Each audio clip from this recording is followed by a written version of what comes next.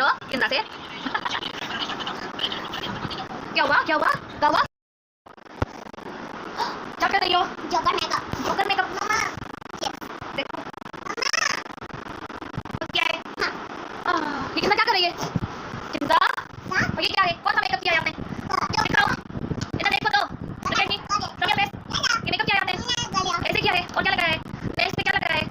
Nails दिखाओ nails. ये क्या लगा रही हो? Glitter makeup. किंदा ये आपने क्या किया है आज? मम्मा का मेकअप उठाया आप दोनों ने। मैं किचन में गई तो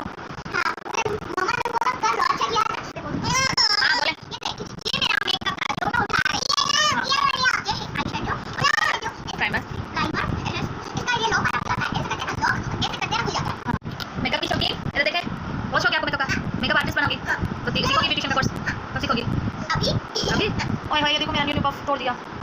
क्या करें इसका? किंदा क्या कर दिया? सॉरी बोलो किंदा। रखो मेकअप अब। ये देखें, ये है जो इसके पास पेंसिल है वाली चीजें हैं वो रिप्लाई करे। ये बहुत तेज होते हैं, तेज नहीं होता ना, तेज कलर नहीं होता ना जिसका, वो जो नहीं लगा है इतने बच्चों को गिरा नहीं। सारी बात कराएंगी। अब डर रही हो? क्यों? अरे लाजी क्या कर रही है? किंदा सैंडल्स लेके रही हो? कौन सा पहनना है?